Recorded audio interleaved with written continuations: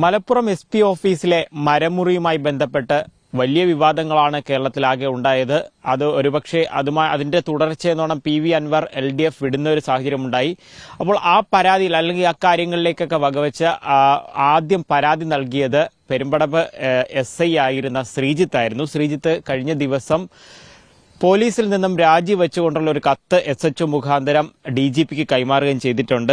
അപ്പോൾ രാജിയിലേക്ക് വഴിവെച്ച കാര്യങ്ങൾ എന്തായിരുന്നു, ഈ മരമുറി പരാതിയുമായി ബന്ധപ്പെട്ട കാര്യങ്ങളെന്നെല്ലാം ശ്രീസാനോട് തന്നെ ചോദിക്കാം. അങ്ങനെ ഒരു 15 വർഷം നീണ്ട സർക്കാർ സർവീസ് അവസാനിപ്പിച്ചിരിക്കുകയാണ്. അല്ല, അങ്ങനെ അവസാനിപ്പിച്ചു എന്ന് പറഞ്ഞു കഴിഞ്ഞാൽ അതൊരു നമ്മുടെ ജീവിതത്തിൽ ഒരു 15 വർഷം അതിനൊരു സർക്കാർ സർവീസിന് ഒരു വലിയൊരു ഭാരമായിട്ടൊന്നും ഞാൻ കാണുന്നില്ല. നമ്മുടെ ജീവിതത്തിന്റെ ഭാഗമായിട്ട് വന്നു കഴിഞ്ഞു, അത്രേ കാണുന്നുള്ളൂ. ആ രാജിക്കത്തിലെ ഫസ്റ്റ് വരി ഇങ്ങനെയാണ്: 2023 ഡിസംബർ 23 മുതൽ ഞാൻ വേട്ടയാടപ്പെടുകയാണ്. എന്തായിരുന്നു ആ ഒരു വേട്ടയാടൽ എന്ന് പറയുന്നത്? വേട്ടയാടലല്ല, ഞാനിപ്പോൾ 2023 ഡിസംബർ 21 ഞാൻ സസ്പെൻഷൻ ആവുന്നത്. അപ്പോൾ അതിനകത്ത് നിങ്ങളൊക്കെ എല്ലാ ചാനലുകളും അത് ടെലികാസ്റ്റ് ചെയ്തതാണ്. അതായത് ഇങ്ങനെ സ്വർണ്ണക്കടത്ത് സംഘങ്ങളുമായിട്ട് ബന്ധമുണ്ട്, അതുപോലെ സ്വർണ്ണക്കടത്ത് സംഘങ്ങൾക്ക് പോലീസിൻ്റെ എന്തൊക്കെയോ രഹസ്യരേഖകൾ ഞാൻ ചോർത്തി കൊടുത്തു, അതിൻ്റെ ഭാഗമായിട്ട് അവരിൽ നിന്നൊക്കെ ഞാൻ നിരവധി സാമ്പത്തിക ഇടപാടുകൾ നടത്തിയെന്നുള്ളതായിരുന്നു ആരോപണം. യഥാർത്ഥത്തിൽ എനിക്ക് ബന്ധമുണ്ടെന്ന് പറയുന്ന ആൾ ഒരു സ്വർണ്ണക്കടത്തുകാരനൊന്നുമല്ല. അദ്ദേഹത്തിനെതിരെ സ്വർണ്ണക്കടത്തുമായിട്ട് ബന്ധപ്പെട്ട് പോലീസോ കസ്റ്റംസോ ഒരു കേസോ രജിസ്റ്റർ ചെയ്തിട്ടില്ല. അദ്ദേഹം അവിടുത്തെ വളരെ റെപ്യൂട്ടഡ് ആയിട്ടുള്ള ഒരു പൊളിറ്റീഷ്യനാണ്. ഞാനെന്ന് മാത്രമല്ല, ഈ താനൂർ പോലീസ് സ്റ്റേഷനിലെ അല്ലെങ്കിൽ മലപ്പുറം ജില്ലയിലെ തന്നെ ഒരുപ്പെട്ട എല്ലാ ഉന്നത പോലീസ് ഉദ്യോഗസ്ഥരുമായിട്ട് വളരെയധികം ബന്ധം പുലർത്തുന്ന ഒരാളാണ്. അദ്ദേഹം എൻ്റെ ഒരു കുടുംബ സുഹൃത്തുകൂടെയാണ്. സ്വാഭാവികമായും ഞാനും അയാളും തമ്മിൽ സാമ്പത്തിക ഇടപാടുകളുണ്ട്, ഇല്ല എന്ന് പറയുന്നില്ല. അവരെ ചൊടിപ്പിച്ച പ്രശ്നം, അദ്ദേഹത്തിന്റെ ഫോൺ പരിശോധിക്കുമ്പോൾ ഈ താമരജി ഫ്രീ കസ്റ്റഡി കൊലപാതക കേസുമായി ബന്ധപ്പെട്ട് സുജിത് ദാസ് അടക്കമുള്ള ഉന്നത ഉദ്യോഗസ്ഥരെ കുറിച്ചുള്ള വാർത്തകൾ എൻ്റെ ഫോണിൽ നിന്ന് അയാൾ ഷെയർ ചെയ്തതായിട്ട് കാണുന്നു. അതാണ് അവരെ ചൊടിപ്പിക്കുന്നത്. അപ്പോൾ അവരെന്ത് ചെയ്യുന്നത്, അങ്ങനെ പറഞ്ഞിട്ട് എന്നെ സസ്പെൻഡ് ചെയ്ത് കഴിഞ്ഞാൽ അത് അത് സമൂഹത്തിൽ വീണ്ടും അത് അഡ്വേഴ്സ് എഫക്റ്റ് ഉണ്ടാക്കുന്നുണ്ട്. അവരെന്ത് ചെയ്തു, അവർ നേരെ തിരിച്ചു മറിച്ചിട്ട് എന്നെ ഒരു വലിയൊരു രാജ്യദ്രോഹി. അപ്പോൾ ഞാൻ ചോദിക്കുന്നത്, ഞാനങ്ങനെ സ്വർണ്ണക്കടത്ത് സംഘങ്ങൾക്ക് ഇത്തരത്തിലുള്ള വിവരമൊക്കെ കൈമാറിയിട്ടുണ്ടെങ്കിൽ എനിക്കെതിരെ രാജ്യദ്രോഹ കുറ്റമൊക്കെ എടുത്തിട്ട് എന്നെ ജയിലിലടയ്ക്കാനുള്ള നിയമ സംവിധാനങ്ങൾ ഈ നാട്ടിലുണ്ടല്ലോ. അപ്പോൾ അതൊന്നും ചെയ്തിട്ടില്ല. അതിനുശേഷം പിന്നീട് എന്ത് ചെയ്യുന്നു, അതിനുശേഷം ഈ മരമുറിയുമായിട്ട് ബന്ധപ്പെട്ട വിഷയം ഇതിന് മുമ്പേ എൻ്റെ ശ്രദ്ധയിൽപ്പെട്ടതാണ്. അപ്പോൾ അതിനുശേഷമാണ് ഞാനൊരു പരാതി കൊടുക്കുന്നത്. കാരണം നമ്മളൊരു പോലീസ് എന്ന് പറയുമ്പോൾ ജനങ്ങളുടെ ജീവനും സ്വത്തും സംരക്ഷിക്കേണ്ടവരാണ്. അപ്പോൾ അങ്ങനെയുള്ളൊരു ജില്ലാ പോലീസ് മേധാവിയുടെ ഓഫീസിൽ നിന്ന് തന്നെ, അല്ല താമസ സ്ഥലത്ത് തന്നെ ഇങ്ങനെ ഒരു സ്ഥാനം നഷ്ടപ്പെടുമ്പോൾ സ്വാഭാവികമായി നമ്മൾ എന്ത് ചെയ്യും, ഞാനൊരു പരാതി അത് ഒരു നൈംഡ് കവറിലാണ് അന്നത്തെ SP ശശിധര സാറിന് കൊടുക്കുന്നത്. നൈംഡ് കവറിലാണ് കൊടുക്കുന്നത്. അപ്പോൾ അതിനുശേഷം അതിനകത്ത് ഒരു 10 ദിവസമായിട്ട് യാതൊരു നടപടിയും ഉണ്ടായിട്ടില്ല. അപ്പോൾ ഞാൻ ഈ പരാതി കൊടുത്തതിന് ശേഷം പിന്നെ ഞാൻ ആ സമയത്ത് ഞാൻ ഋഷികേശിലാണ് ഒരു മാസം. ഞാൻ ഋഷികേശിൽ നിന്ന് വരുമ്പോഴാണ് സാറ് പി.വി. അൻവർ സാറ് പിന്നെ പരാതി ടേക്കപ്പ് ചെയ്യുന്നതും അതിനുശേഷം ഈ സുജിത് ദാസ് സാറ് ഈ പി.വി. അൻവർ MLA വിളിക്കുന്നതും ഈ കേരളത്തിൽ നിങ്ങൾ നേരത്തെ പറഞ്ഞതുപോലെയുള്ള ഈ രാഷ്ട്രീയ കോളുകൾക്കെല്ലാം കാരണമാവുന്നത്. കാരണം ഇപ്പം MR അജിത് കുമാർ സാറിൻ്റെ വിഷയങ്ങൾ, അല്ലെങ്കിൽ കേരള പൊളിറ്റിക്കൽ സെക്രട്ടറി ശശി സാറിൻ്റെ വിഷയങ്ങൾ, ഇതൊക്കെ സുജിത് ദാസ് ആരോട് പി.വി. അൻവർ MLA പറയുന്നത് വോയിസ് അപ്പോഴാണ് പുറത്തു വരുന്നത്. അപ്പം അതിനുശേഷം നിങ്ങൾ പറഞ്ഞതുപോലെ അതിനുശേഷമാണ് ഞാൻ ഈ സ്വർണ്ണക്കടത്തിൻ്റെ പുറകെ പോയി. എങ്ങനെയാണ് കരിപ്പൂരിൽ മാത്രം എങ്ങനെയാണ് ഈ സ്വർണ്ണം പിടിക്കുന്നത്, അല്ലെങ്കിൽ ഇപ്പോൾ കേരളത്തിൽ വേറെ എയർപോർട്ട്, ഇപ്പോൾ ട്രിവാൻഡ്രം എയർപോർട്ടുണ്ട്. ട്രിവാൻഡ്രം എയർപോർട്ടിൽ എനിക്ക് തോന്നുന്നു ഈ കരിപ്പൂർ വരുന്നത് പോലെ തന്നെ സ്വർണ്ണം അവിടെ വരുന്നുണ്ട്, അവിടെ കസ്റ്റംസ് പിടിക്കുന്നുമുണ്ട്.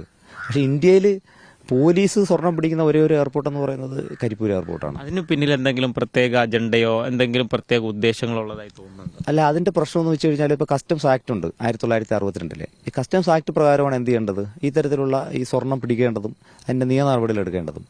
പോലീസ് പിടിക്കുമ്പോഴുള്ള പ്രശ്നം, ഈ ഒരു സ്വർണത്തിന്റെ സീഷർ ആകുമ്പോൾ തന്നെ ഈ നിയമ നടപടികൾ അവസാനിക്കും. ഇപ്പം നിങ്ങൾ സ്വർണം കൊണ്ടുവരുന്നു, സ്വർണം പോലീസ് പിടിക്കുന്നത് 1 to CRPC, ഇത് പിടിച്ച് കോടതി കൊടുക്കുന്നു, കോടതി ഇത് കസ്റ്റംസ് കൊണ്ടുപോകുന്നു. ഈ പിടിക്കുന്ന ഒരാൾ മാത്രം എന്ത് ചെയ്യും, ഇത് തീരും. പിന്നെ അതിനുശേഷം ഇൻവെസ്റ്റിഗേറ്റ് ചെയ്യാൻ ആർക്കും അധികാരമില്ല, പോലീസിന് അധികാരം. പക്ഷേ കസ്റ്റംസ് ആണെങ്കിലോ, ഇപ്പോൾ 1 കിലോ കൂടുതൽ സ്വർണ്ണം ഉണ്ടെങ്കിൽ അവരെ റിമാൻഡ് ചെയ്യാം.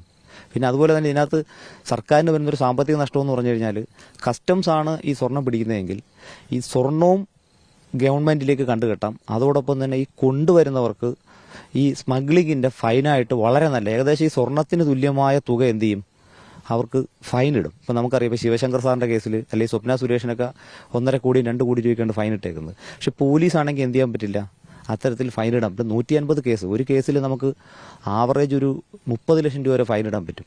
അങ്ങനെ 30 ലക്ഷം ആകുമ്പോൾ 150 × 30 ഒരു ഹ്യൂജ് ആയിട്ടുള്ളൊരു എമൗണ്ട് നമുക്ക് സർക്കാരിന് അതിലൂടെ നഷ്ടവും വന്നിട്ടുണ്ട്. പിന്നെ ഈ സ്വർണ്ണക്കടത്തിനകത്തെല്ലാം പ്രൊസീജിയർ ലാപ്സാണ് ആര് ചെയ്തിരിക്കുന്നത്, ഈ പോലീസ് ചെയ്തിരിക്കുന്നത്. ഇപ്പോൾ ഉദാഹരണത്തിന് ഇപ്പോൾ അവിടെ എല്ലാം കൺസീൽഡ് ആയിട്ടുള്ള സ്വർണ്ണമാണ് പിടിച്ചിരിക്കുന്നത്. അതായത് ഈ വയറ്റിനകത്തൊക്കെ അവർ കൺസീൽ ചെയ്ത് കൊണ്ടുവരും.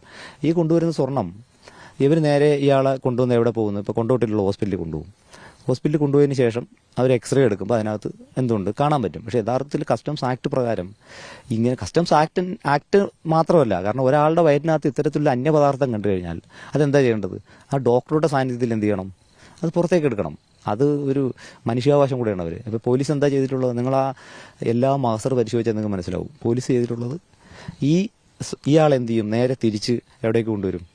ഈ എയർപോർട്ടിലുള്ള എയ്ഡ് പോസ്റ്റിൽ കൊണ്ടുവരും. എന്നിട്ട് അവിടുന്ന് തീർത്തും പ്രാകൃതമായ രീതിയിൽ എന്ത് ചെയ്യും? ഇവരെന്ന് പുറത്തെടുക്കുകയാണ്. ഡോക്ടറുടെ മുമ്പിൽ വെച്ച് ഇത് കണ്ടൊരു സാധനമാണ്. അപ്പോൾ അവിടെ വെച്ചാണ് അത് പുറത്തെടുക്കേണ്ടത്. ഇയാൾക്ക് എന്തെങ്കിലും സംഭവിച്ചാൽ എന്ത് ചെയ്യും? ഈ അന്യപദാർത്ഥം സ്വർണ്ണമല്ല, നമുക്കൊരു ഗോള മാത്രമേ എന്തെങ്കിലും കാണാൻ പറ്റുള്ളൂ, ഈ എക്സ്റേ കാണാൻ പറ്റുള്ളൂ. അപ്പോൾ അദ്ദേഹത്തിന് അതിനകത്ത് അതൊരു എക്സ്പ്ലോസീവ് ആണെങ്കിലോ, അല്ലെങ്കിൽ അതെങ്കിലും ഒരു കെമിക്കലാണെങ്കിലോ, അപ്പോൾ അത് അവിടെ വെച്ചാണ് അത് പുറത്തെടുക്കേണ്ടത്. ഇവരെന്താ ചെയ്യുന്നത്? ഇവർ നേരെ എയ്ഡ് പോസ്റ്റ് കൊണ്ടുവരുന്നത്. അപ്പോൾ എന്താണ്? There is no monitoring. ഡോക്ടറെ മോണിറ്ററിങ് ഇല്ല, പുറത്തുനിന്നുള്ള ഒരാളും അതിലില്ല. അതോടൊപ്പം തന്നെ ഈ പുറത്ത് എടുത്തു കഴിഞ്ഞിട്ട് ഈ അപ്രൈസർ അടുത്തേക്ക് കൊണ്ടുപോകും ഈ സ്വർണം. അവിടേക്ക് ആരെ കൊണ്ടുപോകണില്ല? ഈ ആരെ ശരീരത്തിൽ നിന്നാണോ എടുത്തത് അയാളെ കൊണ്ടുപോകണം. നിങ്ങൾ അവിടെയുള്ള 150 മാസ്റ്റർ പരിശോധിച്ചാൽ നിങ്ങൾക്ക് മനസ്സിലാവും. ഒരു കേസിൽ പോലും എന്ത് ചെയ്തിട്ടില്ല, ഈ ആളവിടെ കൊണ്ടുപോയിട്ടില്ല. ഇനി അടുത്തത്, ഇപ്പോൾ ഞാൻ അതിൽ പറഞ്ഞല്ലോ, വിവരാവകാശ നിയമപ്രകാരം നിരവധി അപേക്ഷകൾ. അപ്പോൾ ഞാൻ ചോദിച്ചു, ഈ അപ്രൈസർക്ക് കഴിഞ്ഞ 3 വർഷം എത്ര രൂപ പോലീസ് എന്ത് ചെയ്തിട്ടുണ്ട്? അപ്രൈസർ ചാർജായിട്ട് കൊടുത്തിട്ടുണ്ട്? മറുപടി തന്നിട്ടില്ല. കാരണം എന്താണ്? അപ്രൈസർക്ക് പൈസ കൊടുക്കുന്നില്ല. പിന്നെന്താണ്? അതിനുള്ള ഫണ്ടില്ല പോലീസിൽ. ഞാൻ കസ്റ്റംസിൽ ചോദിച്ചു. കസ്റ്റംസ് ആ കാലയളവിൽ 2 അപ്രൈസർമാർക്കായിട്ട് 23 ലക്ഷം രൂപ കൊടുത്തിട്ടുണ്ട് കസ്റ്റംസ്. പക്ഷേ പോലീസിൻ്റെ ചോദിച്ചാൽ മറുപടി ഇല്ല. അപ്പോൾ അവർക്ക് കൊടുത്തിട്ടുണ്ടെങ്കിൽ തന്നൂടെ. പബ്ലിക് ഫണ്ടാണത്, അത് രഹസ്യരേഖയല്ല. കാരണം എൻ്റെ നിങ്ങളുടെയും നികുതി പണത്തിൽ നിന്നാണ് ആർക്ക് പൈസ കൊടുക്കുന്നത്? അപ്രൈസർക്ക്. അപ്പോൾ അപ്രൈസറുടെ സാമ്പത്തിക സ്ഥിതിയിലുണ്ടായ ഉയർച്ച നിങ്ങളെല്ലാം കണ്ടതാണ്. എനിക്ക് തോന്നുന്നു MLA ഞങ്ങളെ വീടൊക്കെ കൊണ്ടുപോയിട്ട് അവിടുത്തെ ചാനലുകാരോട്ട് കാണിച്ചതാണ്. എങ്ങനെ അത്ര ഉയർച്ച അയാൾക്കുണ്ടായി? അവിടെ ഇൻകം ടാക്സ് അവരുടെ പരിശോധന നടത്തിയോ? ഇല്ല. ഉണ്ണിയെ ജസ്റ്റ് വിളിക്കുന്നു, ഉണ്ണിയുടെ മൊഴി മേടിക്കുന്നു. അത് അവരുടെ സംവിധാനം ഉപയോഗിച്ചിട്ട് അവരൊരു മൊഴി മേടിച്ചിടുകയാണ് ചെയ്യുന്നത്. ഇവരെല്ലാം ചേർന്നൊരു വലിയൊരു കോക്കസ് ഉണ്ട്. അവർ നമുക്ക് കോക്കസ് ഉണ്ടെന്ന് തന്നെയാണ് ഞാൻ എന്തായാലും സംശയിക്കുന്നത്. കാരണം നിങ്ങൾ നോക്കി, ഈ പറയുന്ന നിയമത്തിനെല്ലാം വയലേറ്റ് ചെയ്തിരിക്കുകയാണ്. കസ്റ്റംസ് ആക്ടിനെ വയലേറ്റ് ചെയ്തിരിക്കുന്നു, ഇന്ത്യൻ കോൺസ്റ്റിറ്റ്യൂഷനെ വയലേറ്റ് ചെയ്തിരിക്കുന്നു, CRPCയെ വയലേറ്റ് ചെയ്തിരിക്കുന്നു, എല്ലാത്തിനും വയലേറ്റ് ചെയ്തേക്കുവാണ്. ക്ലിയർ ആയിട്ട് വയലേറ്റ് ചെയ്തേക്കുമല്ലേ? അപ്പോൾ അങ്ങനെ വയലേറ്റ് ചെയ്തിട്ട് ഇത്ര നിർബന്ധിച്ച് പിടിക്കേണ്ട കാര്യമുണ്ടോ? ഇത് മാത്രമല്ല, നമുക്ക് കസ്റ്റംസ് ആക്ടിൽ തന്നെ പറയുന്നുണ്ട്, ഒരു പബ്ലിക് സർവൻറ്റ് ഇത്തരത്തിലുള്ളൊരു സ്മഗ്ലിങ്ങിനെ കുറിച്ച് വിവരം കിട്ടിയാൽ ആ ഏർലി ആസ് പോസിബിൾ അത് ആർക്ക് കൈമാറണം? കസ്റ്റംസുകാരോട് കൈമാറണമെന്ന് നിയമത്തിൽ പറയുന്നുണ്ട്. അല്ലാതെ അവിടെ പോലീസല്ല ചെയ്യേണ്ടത്. പിന്നെ ഈ എയർപോർട്ടിൽ നിന്ന് പിടിക്കുക എന്ന് പറഞ്ഞാൽ അത് കസ്റ്റംസിൻ്റെ പ്രൊമേസാണ്. കസ്റ്റംസിൻ്റെ പ്രൊമേസിൽ ആര് പിടിക്കാൻ പാടില്ല? പോലീസ് പിടിക്കാൻ പാടില്ല. ഞാൻ മനസ്സിലാക്കുന്നത് കസ്റ്റംസ് നിരവധി തവണ അവരെ വാൺ ചെയ്തതാണ്. പക്ഷേ ഇതിനകത്തിൻ്റെ പ്രശ്നം എന്ന് പറഞ്ഞാൽ ഇവിടെ ലൂപ്പ് ഹോൾ എന്ന് പറയുന്നത്, ഈ പറയുന്ന പിടിക്കപ്പെട്ട ആരും പരാതിയായിട്ട് പോകത്തില്ല. ബിക്കോസ് എന്താണ്? അത് ഇല്ലീഗൽ ഗോൾഡാണ്. കാരണം അവർക്ക് അതിനും ബില്ലില്ല, പിന്നെ സ്മഗ്ലിംഗ് ആണ്.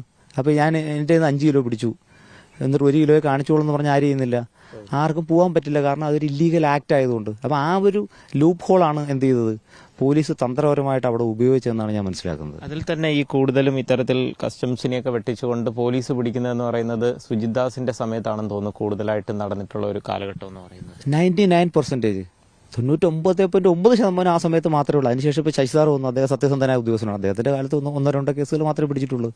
അതിനുമുമ്പ് നിങ്ങളത് മനസ്സിലാക്കിയിട്ട് തിരുവനന്തപുരത്ത് ഒരു എയർപോർട്ടുണ്ട്. അവിടുത്തെ സിറ്റി പോലീസ് കമ്മീഷൻ എന്ന് പറയുന്നത് DIG റാങ്കിലുള്ള ഉദ്യോഗസ്ഥനാണ്. എറണാകുളം അവിടെ DIG ഉണ്ട്, കണ്ണൂരുണ്ട്, ഇവിടെയൊക്കെ എയർപോർട്ടുകളുണ്ട്. അവിടെയൊക്കെ സ്വർണം വരുന്നുണ്ട്, കസ്റ്റംസ് പിടിക്കുന്നുണ്ട്. മനസ്സിലായില്ലേ? പക്ഷെ അവിടെ എന്തുകൊണ്ട് പോലീസിന് പിടിക്കാൻ പറ്റുന്നില്ല എന്നുള്ളതാണ് പ്രശ്നം. അല്ലേ? അതുകൊണ്ടുള്ള മറ്റൊരു പ്രശ്നം, ആ ഒരു ഏരിയ കരിപ്പൂരം എന്ന് പറഞ്ഞ ഏരിയയെ സ്വർണ്ണക്കടത്തിന്റെ ഏരിയയായിട്ട് അങ്ങ് ലേബൽ ചെയ്യപ്പെടുകയും ചെയ്യുകയാണ്. അല്ല, അത് സ്വർണ്ണക്കടത്തിൻ്റെത് മാത്രമല്ല, അത് ഞാനൊരു പൊളിറ്റിക്കൽ അജണ്ടയും കൂടെ ഉണ്ടല്ലോ. അത് നിങ്ങൾക്ക് അറിയാവുന്നതാണ്. ഇപ്പോൾ നിങ്ങളെ ചാനൽ തന്നെ പലപ്പോഴും ഇത് ചെയ്തിട്ടുണ്ട്. കാരണം മലപ്പുറം എന്ന് പറയുന്നത് എന്താണ്, ഈ ഒരു ക്രിമിനൽ ഹബ്ബാണ്. കാരണം അവിടെ എനിക്ക് തോന്നുന്നു സൗത്ത് ഇന്ത്യയിൽ തന്നെ ഏറ്റവും കൂടുതൽ ക്രൈമുകൾ രജിസ്റ്റർ ചെയ്യുന്ന ഒരു സൗത്ത് ഇന്ത്യയിലെ ക്രൈം ക്യാപിറ്റലായിട്ട് മലപ്പുറം മാറി. പിന്നെ മാത്രമല്ല എന്ത് ചെയ്തു, ഈ സ്വർണ്ണം ഇപ്പം നമ്മുടെ മുഖ്യമന്ത്രി തന്നെ ഒരു ഇത് ഹിന്ദുവിന് കൊടുത്ത ഇതിൽ പറയുന്നില്ല, എന്താണ് ഈ പറയുന്ന കരിപ്പൂർ വഴി വരുന്ന സ്വർണ്ണം എന്തിനായിട്ട് രാജ്യദ്രോഹ പ്രവർത്തനങ്ങൾക്ക് ഉപയോഗപ്പെടുത്തി എന്നൊരു പ്രസ്താവന വന്നു. അത് ഭയങ്കര വിവാദമായതാണ്.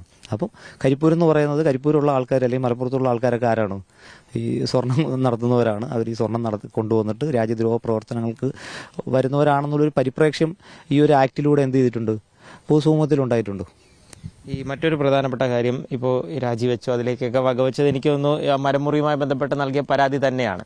അപ്പോൾ ആ പരാതിയുടെ നിലവിലെ അവസ്ഥ എന്താണ്? താങ്കൾ 2 വർഷമായിട്ട് പുറത്ത് നിൽക്കുന്നത്. അല്ല, പരാതിയുടെ അവസ്ഥ എന്ന് പറഞ്ഞാൽ 2024 2024 ഓഗസ്റ്റ് 8 ഞാൻ പരാതി കൊടുക്കുന്നത്. ഓഗസ്റ്റ് 8 പരാതി കൊടുക്കുന്നു.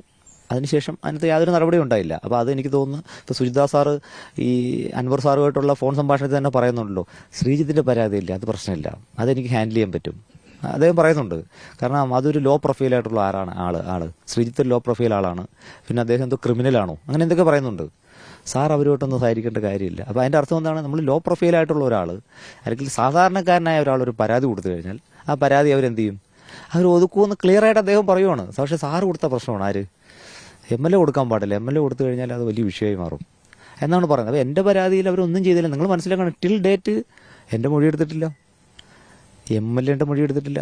അപ്പോൾ അവർ പറയുന്നത് അതിന് മുമ്പ് വേറെ ആരും ഒരാൾ ഇതിലൊരു പരാതി കൊടുത്തിട്ടുണ്ട്, എൻ്റെ റിനിലോ അങ്ങനെ എന്തോ പറയുന്നത്, അദ്ദേഹമാണ് ഇതിൽ പരാതിക്കാരൻ, അദ്ദേഹത്തിൻ്റെ മൊഴി മതി. അത് മാത്രമല്ല, അവരിപ്പം കണ്ടെത്തിയത് അതിനകത്ത് തേക്ക് മുറിച്ചിട്ടുണ്ട്, അത് ബൈ മിസ്റ്റേക്കിൽ മുറിച്ചതാണ്, ഫർണിച്ചറൊന്നും ഉണ്ടാക്കിയിട്ടില്ല, സുജിത്ദാസിന് അതിൽ പങ്കില്ല എന്നൊരു ഫൈൻഡിങ്സിൽ അന്നത്തെ ലൈസൺ ഓഫീസറോ അല്ല, അതിനകത്ത് ഈ വിവാദമായ മരം എന്ന് പറയുന്ന ഒരു തേക്കാണ്. തേക്കിൻ്റെ ശിഖരങ്ങൾ മുറിക്കാനുള്ള അനുമതി മേടിച്ചിട്ട് ഒരു തേക്ക് മരം തന്നെ മുറിക്കുന്നുണ്ട്. പിന്നെ മഹാഗണിയുടെ ഒരു ബ്രാഞ്ച് മുറിക്കുന്നുണ്ട്. അപ്പോൾ ഇതിൻ്റെ പ്രശ്നം എന്ന് വെച്ചാൽ ഈ ക്യാമ്പ് ഓഫീസ് എന്ന് പറയുമ്പോൾ ഒരു സ്റ്റെറൈൽ ഏരിയ ആണല്ലോ. അപ്പോൾ അവിടേക്ക് നമുക്ക് കയറി നോക്കാനോ പറ്റില്ല. പിന്നെ ഈ വിജിലൻസ് ആയാലും എല്ലാവരും എന്താ പറയുന്നത്, ഈ സംവിധാനം അവരുടെ കയ്യിലാണ്. അപ്പോൾ എനിക്കെതിരെ നാളെ ഒരു വിജിലൻസ് കേസ് എടുക്കണമെങ്കിൽ കുഴപ്പമില്ല, ആർക്കെതിരെ എടുക്കാമല്ലോ. ഇപ്പോൾ മാത്യു കൊള്ളുനാടൻ നിയമസഭയിൽ മുഖ്യമന്ത്രിക്കെതിരെ സംസാരിച്ചു, പിറ്റേന്ന് രാവിലെ മാത്യു കൊള്ളുനാടനെ വിളിച്ചുകൊണ്ടുവന്നത് വിജിലൻസാണ്. എന്താണ്, ഈ ഭൂമി ഒന്ന് അളക്കണമെന്ന് പറഞ്ഞിട്ട്. ബിക്കോസ് ഈ സംവിധാനം അവരേലാണല്ലോ. അപ്പോൾ അതുകൊണ്ട് എന്ത് ചെയ്യാൻ പറ്റും, വിജിലൻസ് ആയാലും ഏതിനെ നമുക്ക് അവർ ഉപയോഗപ്പെടുത്താൻ പറ്റും. അപ്പോൾ അതുകൊണ്ട് ഈ വിജിലൻസ് അന്വേഷണത്തിനകത്ത് നമുക്കൊരു എന്തില്ല, അത് ആൾറെഡി ഞാൻ മനസ്സിലാക്കുന്നത് അവർ കൺക്ലൂഡ് ചെയ്തു എന്നാണ് ഞാൻ മനസ്സിലാക്കുന്നത്. ഇങ്ങനെ ഈ പറഞ്ഞ് ഈ ഒരു SIക്ക് ഇങ്ങനെയാണ് ഒരു അവസ്ഥയെങ്കിൽ സാധാരണക്കാരനപ്പോൾ എന്ത് വിശ്വസിച്ചിട്ടാണ് ഈ നിയമ സംവിധാനത്തെ അല്ലെങ്കിൽ പോലീസിലൊക്കെ ഒന്ന് അടുക്കുക? അല്ല, അതാ ഞാൻ പറഞ്ഞ, എന്നെ സംബന്ധിച്ചോളം ഞാനൊരു എന്താ പറയുന്നത്, ഒരു അരിച്ചന്തനാണെന്ന് ഞാൻ പറയുന്നില്ല. മാനുഷികമായ തെറ്റുകളൊക്കെ എൻ്റെ ഭാഗത്തുനിന്ന് ഉണ്ടായിട്ടൊക്കെ ഉണ്ട്. പക്ഷേ ഇവിടുത്തെ ഒരു പ്രശ്നം ഈ ജസ്റ്റിസ് ഈക്വൽ അല്ല.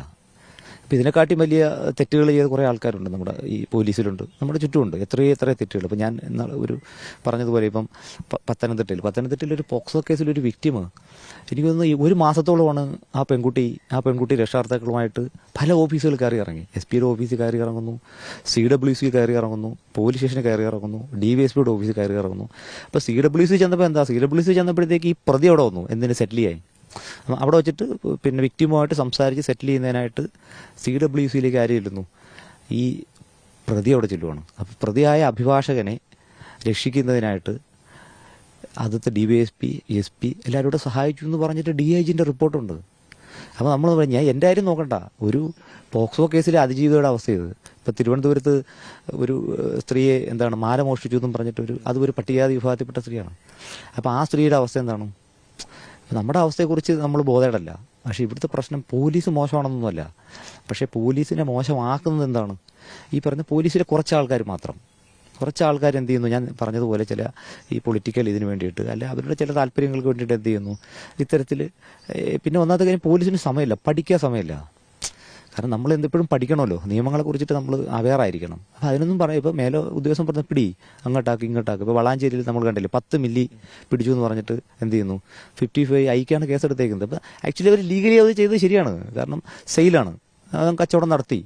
അപ്പോൾ കച്ചവടം നടത്താനായിട്ട് അവർ ഈ സീസ് ചെയ്തതാണ് രസം. അപ്പോൾ ഞാൻ മനസ്സിലാക്കുന്നത്, പണ്ടൊക്കെ നമ്മൾ ഈ കോഴിക്ക് വസന്ത വരുമ്പോഴേ നമ്മൾ ഇതിനൊക്കെ കൂടുതൽ എന്ത് ചെയ്യുന്നുണ്ട്, ഈ മദ്യം കൊടുക്കാറുണ്ട് ഇത് മാറ്റാനായിട്ട്. അപ്പോൾ നമ്മളവിടെ ഒരു പോലീസിൻ്റെ ഒരു ലോജിക്ക് ഉപയോഗിക്കാൻ അല്ലെങ്കിൽ ഒരു മൊറയിൽ ഉപയോഗിച്ചിട്ട് അതിനെ ആ സാഹചര്യത്തെ എന്ത് ചെയ്യാനായിട്ട്, ആ സാഹചര്യത്തോട് പ്രതികരിക്കാൻ പറ്റാത്തൊരവസ്ഥയുണ്ട്. അത് ഒന്നെന്ന് പറയുന്നത് ഇതാണ് ഈ മേലുദ്യോഗസ്ഥന്മാരുടെ സമ്മർദ്ദം. കാരണം ഈ കേസുകൾ കൂട്ടുക എന്നുള്ളതാണ്. അങ്ങനെ കൂട്ടുമ്പോൾ ഇത്തരത്തിലുള്ള സാധാരണക്കാർ എന്ത് ചെയ്യുന്നു, ഒരാഴ്ചയാണ് അയാൾ ജയിലിൽ കിടന്നത് 10 മില്ലിക്ക് വേണ്ടിയിട്ട്. അപ്പോൾ അങ്ങനെ ഒരു സംവിധാനത്തിലേക്ക് പോലീസ് മാറിക്കൊണ്ടിരിക്കുകയാണ്. അതായത് ഈ രാഷ്ട്രീയക്കാരും പോലീസും ഒക്കെ ഉൾപ്പെട്ട ഒരു സിസ്റ്റം വിചാരിച്ചു കഴിഞ്ഞാൽ ഏതൊരു വലിയ കുറ്റവാളിയും അല്ലെങ്കിൽ ഒരു തെറ്റ് ചെയ്ത ആളെയും രക്ഷപ്പെടുത്തിയെടുക്കാനും ഒരു നിസ്സാര ഒരു കുറ്റം ചെയ്ത ആളുടെ വലിയ ശിക്ഷിക്കാനും കഴിയുമെന്നാണ് പറയുന്നത്. 100%. അതൊരു സിസ്റ്റം അല്ലേ. സിസ്റ്റം വിചാരിച്ചു കഴിഞ്ഞാൽ നമുക്ക് എന്ത് ചെയ്യാൻ പറ്റും, സിസ്റ്റം വിചാരിച്ചു കഴിഞ്ഞാൽ ഒരാളെ നമുക്ക് എന്ത് കേസിലും എന്ത് വേണമെങ്കിലും ഉണ്ടാക്കാൻ പറ്റും. ഇപ്പോൾ നമ്മളൊരു ബസ്സിൽ യാത്ര ചെയ്യുന്നു, ഒരു ചെറിയൊരു ഇപ്പോൾ MDMA എന്നൊക്കെ പറഞ്ഞാൽ ആ ഒരു ചെറിയ പാക്കറ്റാണ്, നമ്മൾ ബാഗ് കൊണ്ടുവച്ചാൽ പോരെ, ബാഗ് കൊണ്ടുവയ്ക്കുന്നു, അതിനുശേഷം അവരൊരു സിസ്റ്റം ഒരു നാടകം ക്രിയേറ്റ് ചെയ്യുന്നു. നമുക്ക് എന്ത് ചെയ്യാൻ പറ്റും. ഇപ്പം ഞാനിപ്പോൾ എപ്പോഴും ഉദാഹരണമായിട്ട് പറയുന്നത്, എനിക്ക് തോന്നുന്നു മീഡിയ കൊണ്ട് പലപ്പോഴും നിരന്തരം ചർച്ച ചെയ്യുന്നൊരു വ്യക്തിയാണ് സഞ്ജീവ് ഭട്ട്. മീഡിയ കൊണ്ട് നിരന്തരം നിങ്ങൾ ഔട്ട് ഓഫ് ഫോക്കസിലൊക്കെ അതിനെക്കുറിച്ച് ചർച്ച ചെയ്യാറുണ്ട്. അപ്പോൾ അദ്ദേഹത്തിന് നിങ്ങൾ മനസ്സിലാക്കണം, അദ്ദേഹം പിന്നെ സിസ്റ്റത്തിനെതിരെ സംസാരിച്ചു, അല്ലെങ്കിൽ നമ്മുടെ പ്രധാനമന്ത്രിക്കെതിരായിട്ടുള്ള ഒരു റിപ്പോർട്ട് അദ്ദേഹം സുപ്രീം കോടതി സമർപ്പിക്കുന്നു. അപ്പോൾ എന്ത് ചെയ്യുന്നു, പണ്ട് അദ്ദേഹം SP ആയിരുന്ന കാലഘട്ടത്ത് നടന്ന ഒരു കസ്റ്റഡി കൊലപാതക കേസിനകത്ത് ആ കേസ് പൊടിതട്ടി എടുത്തിട്ട് അദ്ദേഹം മരണം വരെ ജയിലിൽ കിടക്കാനുള്ള സംവിധാനം ഉണ്ടാക്കി വെച്ചേക്കണം അവർ. കാരണം ഒരു കേസിൽ ജീവപര്യന്തം, ഒരു കേസിൽ 20 വർഷം. അപ്പോൾ ഈ ജീവപര്യന്തം തീർന്നിട്ട് വേണം എന്ത് ചെയ്യാനായിട്ട്, അദ്ദേഹത്തിന് 20 വർഷം. അപ്പോൾ അദ്ദേഹത്തിന് ഇപ്പോൾ 62 വയസ്സുണ്ട്. അപ്പോൾ അതിൻ്റെ അർത്ഥം എന്താണ്, അദ്ദേഹത്തിൻ്റെ ജാമ്യാപേക്ഷകൾ നിരന്തരം എന്ത് ചെയ്യുവാണ്, കോടതികൾ തള്ളിക്കളഞ്ഞുകൊണ്ടിരിക്കുകയാണ്. പക്ഷേ അതിനെക്കാട്ടിയും ഗുരുതരമായ സ്വഭാവമുള്ള ആൾക്കാരുടെ ജാമ്യാപേക്ഷകളൊക്കെ എന്ത് ചെയ്യുന്നു, കൃത്യമായിട്ട് പരിഗണിക്കുന്നു. അത് കോടതിയെ കുറ്റം പറയുന്നത് മാത്രമല്ല, കോടതിക്കൊരു സംവിധാനമുണ്ട്. കോടതിയിൽ നമ്മളൊരു ജാമ്യം പോകുമ്പോൾ അവിടെ പ്രോസിക്യൂട്ടർ എതിർക്കണം, അല്ലെങ്കിൽ നമ്മുടെ വക്കീലിൻ്റെ ക്വാളിറ്റി, ഇതൊക്കെ നോക്കുക. അപ്പോൾ അവിടെ പ്രോസിക്യൂട്ടർ എതിർക്കാതിരുന്നാൽ കോടതിക്കൊന്നും ചെയ്യാനില്ല. പ്രോസിക്യൂട്ടർ എതിർക്കുന്നില്ല, ആയിക്കോട്ടെ, അപ്പോൾ പിന്നെ കോടതിക്ക് ജാമ്യം കൊടുത്ത് ജഡ്ജിൻ്റെ കുഴപ്പമില്ല. അത് നമ്മുടെ ഒരു ലീഗൽ സിസ്റ്റം അങ്ങനെയല്ലേ, ആ സിസ്റ്റത്തിനനുസരിച്ചിട്ട് എന്ത് ചെയ്യുന്നു, ജാമ്യം കൊടുക്കുന്നു, അവർ പുറത്തേക്ക് ഇറങ്ങുന്നു, സഞ്ജീവ് ഭട്ട് സാറ് ജയിലിൽ കിടക്കുന്നു. അപ്പോൾ അത് സിസ്റ്റം വിചാരിച്ചാൽ പറ്റും. അപ്പോൾ എനിക്ക് തോന്നുന്നു കണ്ടക്ടറായിട്ടാണ് സർക്കാർ സർവീസിൽ കയറുന്നത്, അതിനുശേഷം ജയിലിലേക്ക് പോകുന്നു, അങ്ങനെ പല വകുപ്പുകളിലേക്ക് പോയി അവസാനമാണ് SI എന്നുള്ളൊരു സ്വപ്നമായിരിക്കുമല്ലോ. അപ്പോൾ അത് ഉപേക്ഷിക്കുകയാണ്. എന്താണ് അപ്പോൾ അതിൽ എപ്പോഴെങ്കിലും റിഗ്രറ്റ് തോന്നിയിട്ടുള്ള എന്താണ് ഇനിയുള്ള ഒരു പ്ലാനുകൾ? അല്ല, ജീവിതത്തിൽ നമ്മൾ റിഗ്രറ്റ് തോന്നിക്കഴിഞ്ഞാൽ പിന്നെ നമുക്ക് ജീവിക്കാൻ പറ്റില്ല. നമ്മൾ കഴിഞ്ഞതെല്ലാം എന്താണ്, ഈ കഴിഞ്ഞു പോയതൊക്കെ നമുക്ക് നല്ലതിനാണ്. കാരണം ഇപ്പോൾ ഞാൻ കണ്ടക്ടറായിട്ടാണ് ജോലിക്ക് കയറുന്നത്. കണ്ടക്ടർ 2010 കണ്ടക്ടറായി. പിന്നെ ജയിൽ വകുപ്പിൽ ജോലി ചെയ്തു, റവന്യൂ വകുപ്പിൽ ജോലി ചെയ്തു, എക്സൈസ് വകുപ്പിൽ ഇൻസ്പെക്ടറായിട്ട് ജോലി ചെയ്തു. പിന്നെയാണ് 2018 പോലീസിലേക്ക് വരുന്നത്. അപ്പോൾ ഇപ്പോഴും തിരിഞ്ഞപ്പോൾ ചിലർ പറയും, എക്സൈസിൽ നിന്നാൽ പോരായിരുന്നു, അപ്പോൾ അവരൊക്കെ CIമാരായി, അല്ലെങ്കിൽ റവന്യൂ എന്നെങ്കിൽ ഇപ്പോൾ വില്ലേജ് ഓഫീസർ ആരായിരുന്നു. പക്ഷേ അതൊക്കെ ആവേശമായ കാര്യങ്ങളാണ്, അതൊരു കമ്പാരിറ്റീവാണ്. കാരണം നമ്മളിപ്പോൾ അവിടെ ആവോ ഇല്ലെന്നൊന്നും നമുക്ക് പറയാൻ പറ്റില്ല, നമ്മൾ മനുഷ്യ ജീവിതമല്ലേ. അപ്പോൾ അതുകൊണ്ട് തിരിഞ്ഞു നോക്കുമ്പം യാതൊരു റിഗ്രറ്റും ഇല്ല. ഈ നിമിഷം വരെ എന്തില്ല, എടുത്ത തീരുമാനങ്ങളെല്ലാം പരിപൂർണമായിട്ട് ശരിയായിരുന്നു മാത്രമാണ്. അങ്ങനെ മാത്രമേ ഉള്ളൂ, ഒരു തീരുമാനവും തെറ്റിയിട്ടില്ല ജീവിതത്തിൽ, എല്ലാം കറക്റ്റായിരുന്നു, ഒരു ഇതുമില്ല.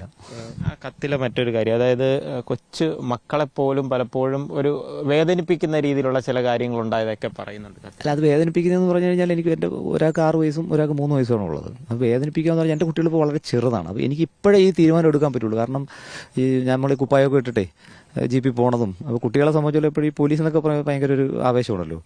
അപ്പോൾ ഇപ്പോൾ സത്യത്തിൽ നമ്മുടെ കുട്ടികൾക്ക് ആ ഒരു മെമ്മറി അവരുടെ മനസ്സിലേക്ക് പതിയുന്നതിന് മുമ്പ് തന്നെ മാറുക എന്നുള്ളൊരു സാധനമുണ്ട്. കാരണം അത് കഴിഞ്ഞാൽ പിന്നെ അവർ ചോദിക്കും, എന്താണ് അച്ഛൻ എന്താ ജോലിക്ക് പോകാത്ത. ഇപ്പോൾ അവരെ മെമ്മറിയിലില്ല. അവരിപ്പം കുറച്ച് കാലം കണ്ട എൻ്റെ മുഖം 3 വയസ്സില്ല. അപ്പം മോനൊക്കെ കൊച്ചിലേ കണ്ടിട്ടുണ്ട്, പക്ഷേ അവൻ്റെ ഓർമ്മകളിൽ നിന്നൊക്കെ എന്ത് ചെയ്തു പോയി, അത് പോയി. അപ്പോൾ അതുകൊണ്ട് ഒരിക്കലും അങ്ങനെ ഒരു ചോദ്യം അവൻ ചോദിക്കാമല്ലോ. പക്ഷേ നമ്മൾ ഇനി ഈ സംവിധാനത്തോട് സമരം ചെയ്യുമ്പോൾ ഒരു പ്രശ്നമുണ്ട്. കാരണം നമ്മളിപ്പോൾ ഞാൻ ഇവിടുത്തെ വിവരാവകാശങ്ങൾക്കെല്ലാം തന്നെ വിവരാവകാശ കമ്മീഷനിൽ അതിങ്ങനെ അട്ടിയിട്ട് വെച്ചേക്കുവാണ്. കാരണം അതിനുശേഷം വിവരാവകാശ കമ്മീഷനിൽ പെൻഡിങ്ങുള്ള കേസുകളൊക്കെ അവർ തീർത്തു. അപ്പോൾ ഞാനിപ്പോൾ എൻ്റെ അച്ചടക്ക നടപടിയായിട്ട് ബന്ധപ്പെട്ട് ഇപ്പോൾ തേഞ്ഞിപ്പാല സ്റ്റേഷനിൽ ഞാൻ എത്ര വണ്ടി പിടിച്ചു, ഞാൻ എത്ര മണ്ണുവണ്ടി പിടിച്ചു, എത്ര കല്ലുവണ്ടി പിടിച്ചു എന്ന് വിവരാവകാശം ചോദിക്കണം. അപ്പോൾ അവരുടെ മറുപടി എന്താണ്, ഇതിന് രജിസ്റ്റർ ഇല്ല. യഥാർത്ഥ DGPയുടെ സർക്കുലർ ഉണ്ട്, ഇതിന് രജിസ്റ്റർ സൂക്ഷിക്കണം എന്ന്. പിന്നെ GD എൻട്രി ഉണ്ട്. ഇപ്പോൾ എൻ്റെ സസ്പെൻഷനുമായിട്ട് ബന്ധപ്പെട്ട വിഷയത്തിൽ ഞാൻ ചോദിച്ചു, ഇയാളെ ഫോൺ സീസ് ചെയ്ത GD എൻട്രി ഉണ്ടോ, അത് തരൂ. അപ്പോൾ അത് തരാൻ പറ്റില്ല. എന്നിട്ട് അവർ വിവരാവകാശ കമ്മീഷനിൽ കരിപ്പൂർ SHO കൊടുത്തൊരു റിപ്പോർട്ടുണ്ട്, എനിക്കെതിരെ ഇന്ത്യയിലെ വിവിധ ഏജൻസികൾ അന്വേഷണം നടത്തുന്നുണ്ട്, അതുകൊണ്ട് കൊടുക്കാൻ പാടില്ല. ഞാൻ ഈ മറ്റേ എന്തോ ഒരു IS സ്വീകരണ പോലെയൊക്കെ അങ്ങനെ വല്ല അന്വേഷണം നടക്കുന്നതായിട്ട് അറിയാവോ? എനിക്കറിയില്ല, ഞാൻ പറഞ്ഞില്ല. അതിപ്പോൾ ഞാനിൽ പറഞ്ഞാൽ ചില ദിവസം ഒരു ദിവസം രാത്രി വന്നിട്ട് പോലീസ് രാത്രി രാവിലെ വന്ന് പോലീസോ അല്ലെങ്കിൽ ഏതെങ്കിലും ഏജൻസി വന്ന് കഥകി തട്ടുമ്പോഴായിരിക്കും അറിയുന്നത് നിങ്ങൾക്കെതിരെ ഇങ്ങനെ ഒരു അന്വേഷണം ഉണ്ടെന്ന്. മനസ്സിലായില്ലേ? അപ്പോൾ അതെനിക്കറിയില്ല, ഞാൻ അതിനെക്കുറിച്ച് ബോധയിടുമല്ല. കാരണം അതിനകത്ത് ബോധർ ചെയ്തിട്ട് കാര്യമില്ല. കാരണം എന്താണ്, നമ്മൾ എത്ര ബോധർ ചെയ്താലും എന്ത് ചെയ്യും, അത് വരാനുള്ളത് ഇതിന് വന്നുകൊണ്ട്. കാരണം ഞാൻ നേരത്തെ പറഞ്ഞ അതൊരു സിസ്റ്റം മാനിപ്പുലേറ്റഡ് ആയിട്ടുള്ള സാധനമാണ്.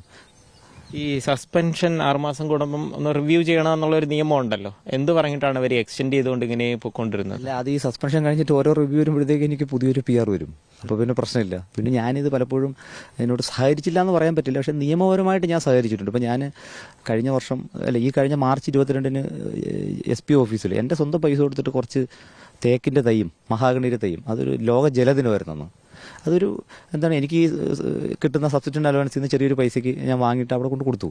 വേറൊന്നുമില്ല, അതൊരു എന്താ പറയുന്നത്, ഇപ്പോൾ ഒരാളങ്ങനെ മുറിച്ച് കളഞ്ഞു എന്നൊക്കെ ഒരു ഇതുണ്ട്, അതിൻ്റെ അന്വേഷണം നടക്കുന്നുണ്ട്. എന്നാലും എൻ്റെ ഒരു പൗരബോധത്തിൻ്റെ അടിസ്ഥാനത്തിലാണ് ഞാനത് ചെയ്തത്. ഞാനല്ലാതെ ആരെ അതിനകത്ത് കളിയാക്കാനോ ഒന്നും ചെയ്തതല്ല, ആരെയൊന്നും സ്പോൺസർ ചെയ്തതുമല്ല, എൻ്റെ പൈസ. അതിനും അച്ചടക്ക നടപടി ഉണ്ടായി. കാരണം അത് സർക്കാരിനെ എന്ത് ചെയ്തു. അപ്പോൾ ഇവിടുത്തെ പ്രശ്നം എന്താണ്, ഇവിടുത്തെ ഇത് മുറിച്ചുകൊണ്ട് പോയതിനകത്ത് സർക്കാരിന് പ്രശ്നമില്ല. അതായത് മരം മുറിച്ച് മോഷ്ടിച്ച് അത് സർക്കാരിന് യാതൊരു തരത്തിലും എന്ത് ചെയ്തിട്ടില്ല, ഒരു അപമാനം ഉണ്ടാക്കിയിട്ടില്ല. ഞാനിത് എൻ്റെ പൈസ കൊടുത്തിട്ട് ഇത് നാട്ടുകാർക്ക് കൊടുത്താണ് അപമാനം ഉണ്ടായത്. അപ്പോൾ പിന്നെ ഞാൻ വിചാരിച്ചെന്താണ്, അപ്പോൾ ഇനിയിപ്പോൾ അങ്ങനെ ആ സിസ്റ്റത്തിനകത്ത് തുടർന്നിട്ട് പ്രത്യേകിച്ച് കാര്യമൊന്നുമില്ല. പിന്നെ മാത്രമല്ല നമുക്കൊരു ഫ്രീഡം ഇല്ലെന്നേ. കാരണം എന്താണ്, നമ്മുടെ അവസ്ഥയെന്ന് പറഞ്ഞാൽ ഒരു പട്ടി നമ്മുടെ മുമ്പിൽ നിന്ന് ഇങ്ങനെ കുരയ്ക്കുവാണ്. ഇത് കടിച്ച പ്രശ്നമില്ല, കടിച്ചു കഴിഞ്ഞാൽ കഴിഞ്ഞു. ഇപ്പോൾ നമ്മൾ വാക്സിനേഷൻ എടുത്തു കഴിഞ്ഞാൽ എന്ത് ചെയ്തു, നമുക്ക് ഇമ്മ്യൂണിറ്റി ആയി. പക്ഷെ ഇത് കടിക്കില്ല, ഇതിങ്ങനെ കൂടെ നടന്നിട്ട് ഇങ്ങനെ കുരച്ചുകൊണ്ടിരിക്കുകയാണ്. അപ്പോൾ ഉണ്ടാകുന്ന ഒരു ഡിസ്റ്റർബൻസ് ഉണ്ടല്ലോ. അപ്പോൾ ആ കുരയ്ക്കുന്ന പട്ടിയെ ഒഴിവാക്കുക എന്നുള്ളത് തന്നെയാണ് ഇതിനകത്ത്. അല്ലാതെ കാരണം നമുക്കിനി നമ്മുടേതായ, എനിക്ക് 38 വയസ്സായതേ ഉള്ളൂ, നമുക്കിനി ഒരു കരിയർ അല്ലെങ്കിൽ ഡെവലപ്പ് ചെയ്യാനുള്ള ഒരു സമയം ഇനിയും കിടപ്പുണ്ടാവും. എന്തെങ്കിലും പഠിക്കുക, അല്ലെങ്കിൽ എന്തെങ്കിലും ആത്മീയ കാര്യങ്ങൾ, അങ്ങനെ എന്തെങ്കിലും, പിന്നെ നമ്മുടെ കുട്ടികളെ പഠിപ്പിക്കുക, അങ്ങനെ നമുക്ക് സ്പേസ് ഇനിയും കിടപ്പുണ്ട്. നമ്മൾ ജീവിതം അവസാനിച്ചിട്ടൊന്നുമില്ലല്ലോ. ഈ ആവശ്യത്തിൽ കൂടുതൽ സ്പേസ് ഉണ്ട്. കാരണം എനിക്ക് സർക്കാർ ജോലി 40 വയസ്സ് വരെ ഗവൺമെൻറ്റിൽ തന്നെ കയറാം. ഇനി കയറുമെന്നല്ല, അപ്പം അത്രയും നമ്മുടെ ജീവിതം അവസാനിച്ചിട്ടൊന്നുമില്ല. ജീവിതം ഇനി നല്ലൊരു, എന്താ പറയുക, പുതിയൊരു സൂര്യോദയമായിട്ട് ഇങ്ങനെ ജീവിതം തുടങ്ങാൻ വേണ്ടിയിട്ടാണ്. ഈ ഡയറക്റ്റായിട്ട് ഒരു കാര്യം ചോദിക്കുകയാണ്, ഈ നല്ല രീതിയിൽ കരിയർ പൊയ്ക്കൊണ്ടിരിക്കുകയായിരുന്നു, ആ സമയത്ത് ഇങ്ങനെ ഒരു പരാതിയുമായി അല്ലെങ്കിൽ സുജിത് ദാസിനെതിരെ പരാതിയുമായി പോകാതിരുന്നിരുന്നെങ്കിൽ ഈ ഒരു ബുദ്ധിമുട്ടുണ്ടാകില്ല എന്ന് കരുതുന്നുണ്ടോ? അല്ല, അത് ഞാൻ ഈ സസ്പെൻഷന് ശേഷം ഈ പരാതി കൊടുത്തല്ലോ. അപ്പോൾ ഞാൻ എൻ്റെ രാജിക്കത്തിൽ തന്നെ പറയുന്നുണ്ട്. ഇപ്പോൾ പലരും എന്നെ സമീപിച്ചു, എന്താണ് ഇത് അവസാനിപ്പിക്കണം. ആക്ച്വലി അത് പോലീസിൽ നിന്ന് മാത്രമല്ല, CPM നിന്ന്, പാർട്ടിയിൽ നിന്ന് പലരും, അത് ഗവൺമെൻറ്റിനെ ബാധിക്കുന്ന വിഷയമാണ്. അപ്പോൾ ഞാൻ ചോദിച്ചു, അപ്പോൾ എന്നെ സസ്പെൻഡ് ചെയ്തപ്പോൾ എനിക്കെതിരെ വാർത്ത കൊടുത്തപ്പോൾ അത് ഗവൺമെൻറ്റിനെ ബാധിച്ചില്ലേ? അപ്പം ഞാൻ അവരോട് പറഞ്ഞ എന്താണ്, നിങ്ങളൊരു കാര്യം ചെയ്യുക, എൻ്റെ സസ്പെൻഷൻ ഒന്ന് റിവോക്ക് ചെയ്യണ്ട, പക്ഷേ എന്നെ ചെയ്യേണ്ടത് എന്താണ്, എനിക്കെതിരെ കൊടുത്ത വാർത്തകൾ മാറ്റി കൊടുക്കണം. ഞാൻ സ്വർണ്ണക്കടത്തുകാരുടെ ആളല്ല, പകരം എന്താണ്, ഞാൻ ഈ താമര ജിഫ്രിയുടെ വിഷയത്തിനകത്ത് ഇടപെട്ട ഒരാളാണ്. അതിൻ്റെ പേരിൽ എന്നെ സസ്പെൻഡ് ചെയ്തു, എന്നെ പിരിച്ചുവിട്ടു, എനിക്ക് പ്രശ്നമില്ല. പക്ഷെ മറ്റത് എനിക്ക് അംഗീകരിക്കാൻ പറ്റില്ല. കാരണം ഞാൻ മരിക്കുന്നത് വരെ ഒരു രാജ്യദ്രോഹിയായിട്ട് എൻ്റെ മക്കളുടെ മുമ്പിൽ ചിത്രീകരിക്കപ്പെടുക എന്ന് പറഞ്ഞാൽ അത് നമുക്ക് പറ്റില്ല. കാരണം നമ്മളൊരു ഈ ഭയങ്കര രാജ്യസ്നേഹിയാണെന്നല്ല, പക്ഷെ രാജ്യദ്രോഹിയല്ല. അപ്പം അത് നമ്മൾ ഭയങ്കരമായിട്ട്, പിന്നെ എന്താ പറയുന്നത്, വലുതായിട്ട് വിഷമിപ്പിച്ചൊരു കാര്യമാണ്. അതുകൊണ്ടാണ് ഈ എന്നോട് ഈ കോംപ്രമൈസ് എന്നൊക്കെ പറഞ്ഞിട്ടേ വന്നവരെടുത്ത് ആ പരാതി ഒന്ന് പിൻവലിക്കണം. ഈ CPM പ്രാദേശിക നേതാക്കളാണോ അതേ മേൽത്തട്ടിലുള്ള നേതാക്കൾ? മേൽത്തട്ടിലുള്ള മലപ്പുറത്ത് ഞാൻ ഉണ്ടായിരുന്നല്ലോ. അപ്പോൾ സ്വാഭാവികമായിട്ട് മലപ്പുറത്തുള്ള ചില ബന്ധങ്ങളുണ്ടല്ലോ. അപ്പോൾ ആ രീതിയിലാണ് എന്നോട് ഇടപെട്ടത്. അപ്പോൾ ഞാൻ പറഞ്ഞത് എൻ്റെ പ്രശ്നം ഇതാണ്. എൻ്റെ പ്രശ്നം ജോലിയല്ല, എൻ്റെ പ്രശ്നം എൻ്റെ ആത്മാഭിമാനമാണ്. മനസ്സിലായില്ലേ? അത് എന്ത് ചെയ്യാൻ പറ്റില്ല, അത് കളയാൻ എനിക്ക് പറ്റില്ല. ഈ പോലീസിൽ നിന്നും, ഉന്നത പോലീസ് ഉദ്യോഗസ്ഥരിൽ നിന്നും ഇതുപോലെ പ്രഷർ ഉണ്ടായിരുന്നു? പ്രഷർ മീൻസ് അത് ചെല്ലു വഴിയിട്ടേ ഇങ്ങനെ ഒരു, അതായത് വേറെ ഒന്നുമല്ല, എൻ്റെ കൂടെ ജോലി, എൻ്റെ മേലുദ്യോഗസ്ഥരായിട്ടുള്ളവരൊക്കെ പറഞ്ഞതാണ്, എൻ്റെ കരിയർ നോക്കണം, ഇത് വിടും, ആ രീതിയിലാണ്. അപ്പോൾ ഞാൻ പറഞ്ഞു എൻ്റെ കരിയർ അവസാനിച്ചല്ലോ. എന്നാൽ കരിയർ എന്ന് പറയുന്നത് നമുക്ക് കുറേ പ്രൊമോഷൻ കിട്ടുന്ന നല്ല കരിയർ എന്ന് പറയുന്നത് എന്താണ്, നമ്മൾ ആ ചെയ്യുന്ന സമയത്തുണ്ടാകുന്ന ഫെയിമാണ് നമ്മുടെ കരിയർ. അല്ലാതെ നമ്മളിപ്പോൾ CAI, DYSP, SPI അതിനെയൊന്നും ഒരു കരിയറായിട്ടൊന്നും പറയാൻ പറ്റില്ല. കാരണം ആ കേരള പോലീസിൽ നിലവിൽ അത്തരത്തിൽ കരിയർ ഡെവലപ്പ് ചെയ്യണമെങ്കിൽ വലിയ ഭാഗ്യം വേണം, അല്ലാതെ നമുക്ക് കരിയർ ഡെവലപ്പ് ചെയ്യാൻ പറ്റില്ല. അപ്പോൾ ഇതുവരെയൊക്കെ എത്തി നിൽക്കുന്നു, ഇനി എന്താണ് ഫ്യൂച്ചർ പ്ലാൻസ്? നിയമ പോരാട്ടം എന്തായാലും തുടരുക തന്നെയല്ലേ? ഇപ്പോൾ ഞാൻ ഫ്രീ ബേഡായി, ഇനി പ്രശ്നമില്ല. മറ്റേതെന്ന് ഒരു അപേക്ഷ കൊടുക്കുമ്പോഴത്തേക്ക് ശ്രീജിത്തൻ sub inspector of police under suspension എന്നായിരിക്കുമല്ലോ ഫ്രം അഡ്രസ്സ്. ഇനിയിപ്പോൾ അത് മാറ്റി എനിക്ക് എൻ്റെ ഒരു സിറ്റിസൺ എന്ന രീതിയിലുള്ള ഒരു അഡ്രസ്സിലേക്ക് പോവാം. അപ്പോൾ കുറച്ചുകൂടെ നമ്മളെ പോരാട്ടത്തിന് എന്ത് ചെയ്യും, കുറച്ചുകൂടി ഒരു ഇതുണ്ട്, ആ തീവ്രത ഉണ്ടാവും, ഫ്രീഡം ഉണ്ട്. മറ്റേതിപ്പോൾ നമ്മൾ കൊടുക്കുമ്പോൾ SI എന്നുള്ളൊരു സാധനം വരുമല്ലോ. പിന്നെ ഈ പറഞ്ഞ ആഴ്ച ഒരു ദിവസം നോട്ടീസാണ്, നിങ്ങൾക്ക് അവിടെ പിന്നെ എൻക്വയറി ഉണ്ട്, ഇവിടെ എൻക്വയറി ഉണ്ട്. അപ്പോൾ നമുക്ക് ആകെ 25,000 രൂപ ഒരു മാസം കിട്ടുന്നത്. അതിനകത്ത് ഒരു സത്യം പറഞ്ഞാൽ കോടതി കാണും, ഒരു മാസം ഒരു 2-3 കോടതി കാണും. അതെല്ലാം മലപ്പുറത്തല്ലേ ജോലി ചെയ്തത്. അപ്പോൾ അതിന് ഒരു ദിവസം കോടതി പോകണേ 2,000 വേണം. അപ്പോൾ ഒരു 3 കോടതി 4 എൻക്വയറി, അപ്പോൾ എന്താ 25,000 കഴിഞ്ഞ്. അപ്പോൾ ഇനിയിപ്പോൾ ഈ എൻക്വയറിക്ക് പോകാതെ ആ പൈസയെങ്കിലും നമുക്ക് വേറെ എന്തെങ്കിലും പണിക്ക് നമുക്കെന്ന് വെച്ചാൽ ഫ്രീ ആയിട്ട് ഒന്നിനും പോകാൻ പറ്റില്ലെന്നേ. കാരണം ഇതിന് പോകുന്നത് കൊണ്ട്, അതായത് നമ്മൾ എല്ലാ മാസവും ഒരു സർട്ടിഫിക്കറ്റ് എഴുതി കൊടുക്കണം, ഞാൻ വേറെ ജോലിക്ക് പോകുന്നില്ല, എന്നാലേ നമുക്ക് ഈ പൈസ കിട്ടുള്ളൂ. അപ്പോൾ വേറെ ഒന്നിനും പോകാനും പറ്റില്ല. അപ്പോൾ അതുകൊണ്ട് ഞാൻ എന്താണ്, ഇനിയിപ്പോൾ നമുക്ക് എന്തെങ്കിലും ഒരു പിന്നെ തൊഴിലിൻ്റെ ആവശ്യമില്ല. കാരണം എന്ന് പറഞ്ഞു കഴിഞ്ഞാൽ ഇപ്പോൾ ഭാര്യയ്ക്ക് ജോലിയുണ്ട്, കാരണം നമുക്ക് കിട്ടുന്ന ശമ്പളം മതി. കാരണം നമ്മളിപ്പോൾ 4 പേരല്ലേ ഉള്ളൂ, ഇപ്പോൾ ലോണില്ല, ഹൗസിംഗ് ലോണൊന്നുമില്ല, പിന്നെ വേറെ കടമൊന്നുമില്ല. അപ്പോൾ അതുകൊണ്ട് ആ പൈസ തൊട്ടിട്ട് സുഖമായിട്ട് നമുക്ക് ജീവിച്ചു പോകാൻ പറ്റും, മനസ്സമാധാനം ഉണ്ടെന്നേ, അത് മതി. അല്ലാതെ കൂടുതൽ പൈസ അതൊന്നുമില്ല. ഇപ്പോൾ പോരാട്ടം തുടരും, അതിനകത്തൊരു സംശയമില്ല. പോരാട്ടം എന്ന് പറഞ്ഞാൽ അത് ഇനി ഞാൻ പറഞ്ഞല്ലോ, പോരാട്ടത്തിന് കുറച്ചുകൂടെ ഒരു പിന്നെ സ്വാതന്ത്ര്യം വന്നു, അതിൻ്റെ ചിറവ് കുറച്ചുകൂടെ വലുതായി എന്ന് വേണമെങ്കിൽ നമുക്ക് പറയാം. ആ ഒരു ബാന്ധവങ്ങൾ ഒഴിവായല്ലോ. അപ്പോൾ അതിൻ്റെ ഒരു വലിയൊരു മനസ്സിന് ഭയങ്കര ഫ്രീഡം ഉണ്ട്. അതിൻ്റെ അതിൽ നിന്ന് ഒഴിവായതെന്ന് മീൻസ് ഞാൻ ആ കൊടുത്തപ്പോൾ തന്നെ ഞാൻ പറഞ്ഞില്ല, എൻ്റെ ഒരു വലിയൊരു ഭാരം ഇങ്ങനെ ഇറങ്ങിപ്പോയൊരു ഫീലായി, നന്നായിട്ട് അത് ഫീൽ ചെയ്തു. അപ്പോൾ അതുകൊണ്ട് ഇനി പോരാട്ടത്തിനകത്ത് യാതൊരു കുറവുമില്ല. പോരാട്ടങ്ങൾ എന്താണ്, ഈ എൻ്റെ നിയമപരമായിട്ട് ചെയ്യാൻ പറ്റുന്ന എല്ലാ കാര്യവും, ഇപ്പോൾ മരമുറിയുമായിട്ട് ബന്ധപ്പെട്ട വിഷയമായാലും, ഇപ്പോൾ സ്വർണ്ണക്കടത്തുമായിട്ട് ബന്ധപ്പെട്ട് ഇനി ഹൈക്കോടതിയിൽ നമ്മളൊരു പബ്ലിക് ഇൻട്രസ്റ്റ് ലിറ്റിഗേഷൻ ഇതിനകത്തുണ്ടായ ഈ നിയമ പ്രശ്നങ്ങളെല്ലാം കൂടെ വെച്ചിട്ട് കൊടുക്കാനുള്ളൊരു പ്ലാനാണ്. 255 കേസുകളും പിക്കപ്പ് ചെയ്തിട്ട് അതിനകത്ത് ഈ പറയുന്നത് ഞാൻ നേരത്തെ പറഞ്ഞ ഇറഗുലാരിറ്റീസ് ഉണ്ടല്ലോ, അതെല്ലാം കൂടെ വെച്ചിട്ട് ഹൈക്കോടതിയുടെ മേൽനോട്ടത്തിലൊരു അന്വേഷണം നടത്താൻ പറ്റുമോ എന്നുള്ള രീതിയിലൊരു PALO, കാരണം സർക്കാരിന് നഷ്ടം വന്നൊരു കാര്യമാണല്ലോ. അപ്പോൾ അത് ചെയ്യാൻ പറ്റുമോ എന്നുള്ളൊരു ഇതിലാണ് നമ്മൾ ഇപ്പം നിൽക്കുന്നത്. അത് ചെയ്യണം എന്നാണ്. അപ്പോൾ ജസ്റ്റിസ് ഡിലേഡീസ് ജസ്റ്റിസ് ഡിനൈഡ് എന്നാണ് പറയുന്നത്. രാജിവെച്ച SI ശ്രീജിത്തിന്റെ കാര്യത്തിൽ അക്കാര്യം സത്യമാണെന്നുള്ളത് കണ്ടെത്തുന്നതിന് വേണ്ടി വലിയൊരു നിയമ പോരാട്ടത്തിന് എന്തായാലും തുടക്കം കുറിക്കുകയാണ്. ഇനി പോലീസിന്റെ മറ്റ് കെട്ടുപാടുകളൊന്നുമില്ലാതെ സ്വന്തം നിലയ്ക്ക് തന്നെ ഒരു പോരാട്ടത്തിലേക്ക് പോവാണ്. കാലം തന്നെ തെളിയിക്കട്ടെ ശ്രീജിത്ത് പറഞ്ഞതാണോ സത്യം എന്നുള്ള കാര്യം എന്ന് മാത്രമേ പറയാനുള്ളൂ. കൊല്ലത്ത് നിന്ന് ക്യാമറ പേഴ്സൺ രതീഷ് മാടമ്പിശ്ശേലിനൊപ്പം ലിജോ റോളൻസ്, മീഡിയ 1.